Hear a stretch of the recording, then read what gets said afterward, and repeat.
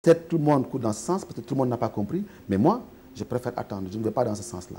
C'était le cas de Serigne Touba, le cas de bien d'autres qui se sont opposés à la colonisation au moment où tout le monde se soumettait. Moi, j'ai décidé, quand il y a eu 2 candidats, Macky Sall et Abdoulaye Wade, d'apporter mon réconfort, pas mon soutien à Abdoulaye Wade. Je l'ai décidé et je sais pourquoi. Ça, c'était ce que je peux dire sur Abdoulaye Wade. Maintenant, pourquoi je n'ai pas choisi Macky Sall, ça c'est une autre question. Et pourquoi justement? Écoutez, je crois que ce n'est pas l'objet de votre émission, mais nous nous connaissons très bien, nous avons grandi ensemble.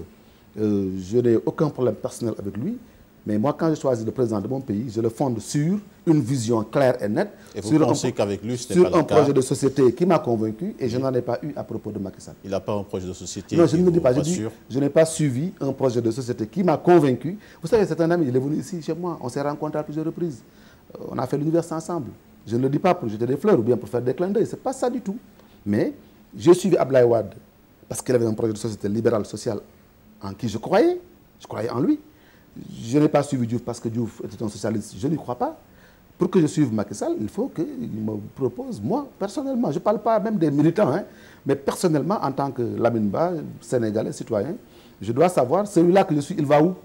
Et comment il va y arriver? Et quel résultat ça va donner pour mon pays? Je ne suis pas comme ça aveuglément quelqu'un, parce que personne ne veut plus de Wade, voilà, du tout sauf Wade. Je suis d'accord, tout sauf Wade, mais est-ce que l'enjeu en vaut la chandelle?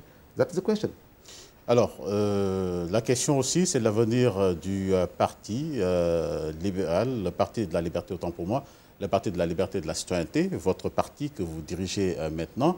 Le parti, le PLC, donc, qui ne sera pas des élections législatives. Alors, quel est l'avenir de ce parti qui n'ira pas aux élections législatives et qui a envie quand même de peser dans l'échiquier politique? Horizon 2014, Horizon 2017, c'est un jeune parti libéral. Je ne dis pas petit, je dis jeune parti, composé d'intellectuels, de jeunes cadres, d'instituteurs qui cherchent une autre voie. Ils ne sont pas avec Wade, c'est des libéraux, mais ils ne sont pas avec Wade. Mais ils ne sont pas non plus avec Macky Sall. Alors, un parti d'opposition. Nous sommes un parti d'opposition et l'horizon pour nous, c'est d'abord 2014. Jeune parti, mais aussi petit parti. Non, petit parti, je ne dirais pas. Il n'y a pas de petit parti. Vous savez, le Parti communiste chinois était fondé au large de Shanghai sur une pirogue par 8 personnes. Hein, dont Mao Tse-tung et Chou En-lai et quelques autres. Vous voyez, donc, il n'y a pas de petit parti. Aujourd'hui, c'est le plus grand parti du monde. En Angleterre, les partis qui dirigent, qui sont au gouvernement, si vous prenez la coalition libérale-démocrate et le parti de Cameron, l'ensemble de leurs militants fait moins de 100 000 militants. Le nombre de militants n'est pas forcément, ne révèle pas la taille d'un parti. Un parti est fort par ses idées. Et un parti est fort par son projet. Et nous avons un parti jeune, mais qui a des idées très fortes et qui a un projet très fort et très ambitieux. Nous sommes dans l'opposition et nous avons l'horizon 2014 et 2017. Et pourtant, les élections législatives auraient pu vous permettre de peser le poids de votre parti. Mais c'est là où beaucoup de Sénégalais font des erreurs. Ah oui. Il y a beaucoup de partis, beaucoup de coalitions. Les gens ne se demandent même pas où est-ce qu'ils ont pris l'argent. Ils ont dit Mokoyor. Ils ne savent même pas où est-ce qu'ils ont pris l'argent. Il y a beaucoup de coalitions qui vont aller aux élections, dépenser des millions dont on ignore l'origine et personne n'en parlera.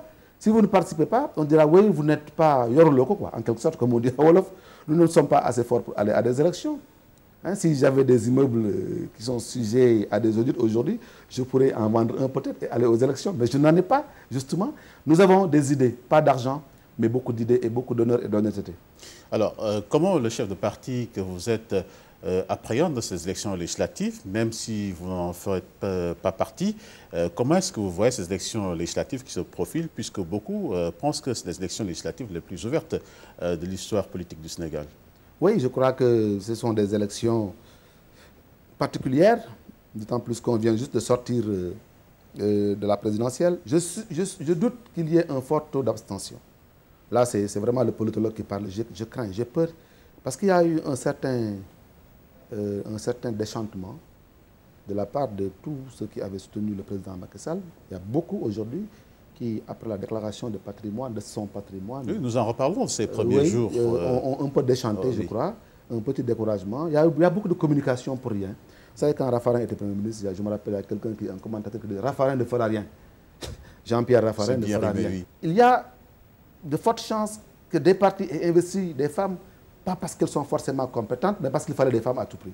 Hein? Je ne suis pas contre les femmes. Il y a également pour les hommes. Hein? Ce qui fait que on risque d'avoir effectivement une assemblée toute particulière, avec des coalitions, des batailles, comme en Italie dans les années 80, du temps de l'instabilité chronique des différents gouvernements italiens. Nous risquons de n'avoir aucune majorité nulle part, absolument. Il y aura des majorités relatives et des groupes... Ce qui pourrait être un blocage pour la gestion du pays, en tout cas pour l'exécutif. Oui, bon, vous savez, nous sommes dans un régime présidentiel très fort. Hein. Le président, rien ne l'empêche de dissoudre l'Assemblée nationale par la suite pour relancer les élections. Mais il est évident que ce sera une assemblée toute particulière. Et nous avons décidé, en tout cas, nous, de ne pas participer à ce méli-mélo où, finalement, il n'y a aucun groupe qui fait... D'ailleurs, on ne parle même pas de projet. Chacun, on dit « Bok Gis-Gis »,« Bok Yakar ». En fait, on ne parle pas de projet. Je n'ai vu aucune coalition. L'ERAL. Je vois beaucoup de noms de coalition, mais derrière, vous ne voyez aucune vision, aucun projet de société qui puisse... Parce qu'un député, une assemblée doit défendre, refléter des projets de société.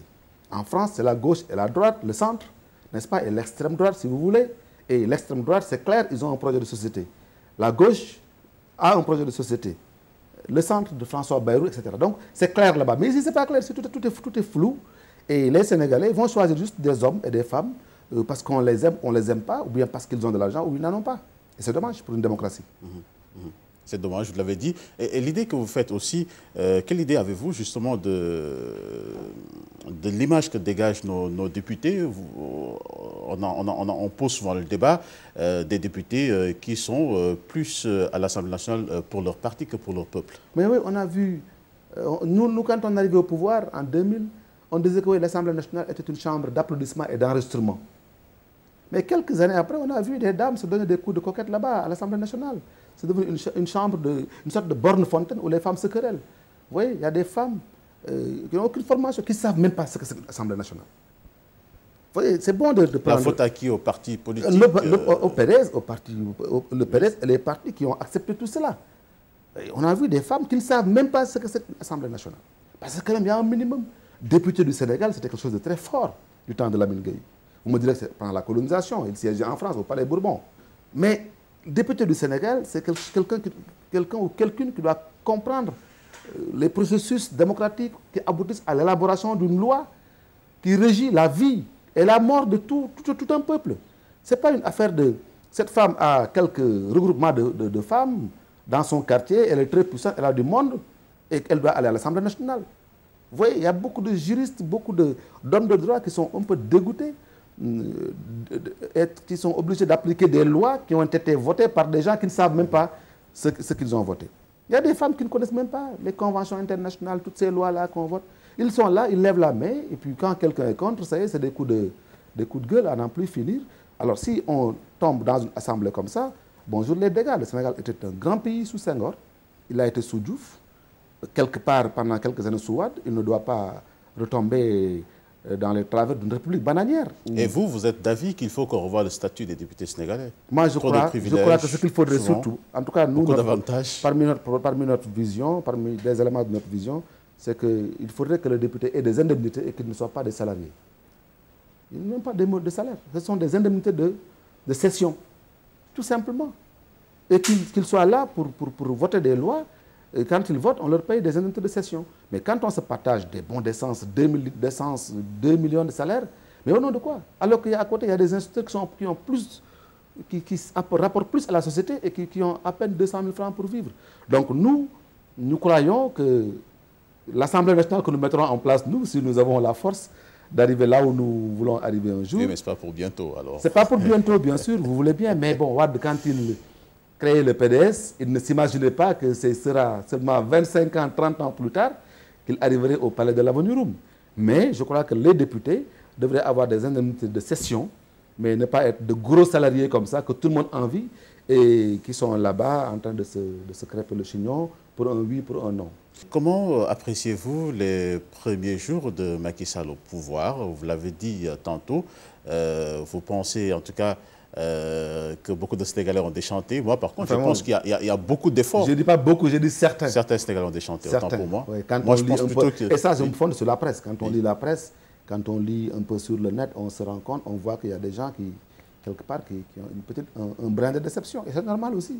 Bon, mais vous savez, un gouvernement qui n'a pas encore fait les 100 jours, Et je crois qu'il doit être toujours dans un état de grâce. Il ne faut pas trop leur en vouloir. Ils sont à l'œuvre. Bon, ça ne sent pas encore trop bon. Mais bon, peut-être que d'ici quelques temps, ça va aller mieux. Au bout des 100 jours, peut-être... ça va aller mieux d'ici quelques temps, oui, on verra bien. Mais ce que je sais, c'est que M. Macky Sall a été dans le régime libéral, il fait partie du système du PDS. Il a grandi dans le PDS, même s'il dit, lui, avoir fait l'école primaire chez Landing Savané. Il m'a dit une fois que oui. Je dis que toi, tu es un maoïste. Il me dit non, moi, j'ai fait le primaire seulement chez Landing et j'ai fait le lycée avec Abdoulaye Wade. Bon, qu'à cela ne tienne. En tout cas, nous attendons de voir ce qu'il fera de mieux que le régime d'Abdoulaye Wade. Il faudrait surtout éviter, je ne juge pas le gouvernement du tout. Je sais qu'il y a de fortes personnalités, des personnes très compétentes là-bas. Je ne veux pas donner de nom. J'y ai des amis qui sont très compétents. Bon, peut-être quelqu'un comme Alain Gouidia est irréprochable, quelqu'un comme Morgop, etc. Moi, j'en connais qui sont très compétents et très honnêtes. Mais il ne faudrait pas qu'il y ait une justice à deux vitesses. Et les audits dont il parle, je voudrais bien qu'il les commence un peu plus tôt quand même que 2008. C'est-à-dire... ah oui, au moment où nous étions là-bas, y compris chez moi aussi. Moi, j'étais ministre depuis 2000. Et il faut commencer les audits un peu plus tôt. Il faut faire les états généraux de l'alternance, auditer l'alternance globalement. Mais ne pas se contenter juste de 2008 jusqu'à 2011-2012. Non, ça, ce ne serait pas une justice juste et équitable. Merci. Merci, M. Ba. Nous sommes à la fin de cette émission. Merci en tout cas d'avoir discuté avec nous de l'actualité. C'était un plaisir de vous avoir dans cette émission Paradigme. Mesdames et messieurs, merci également à vous. Rendez-vous la semaine prochaine, si vous le voulez bien. Merci.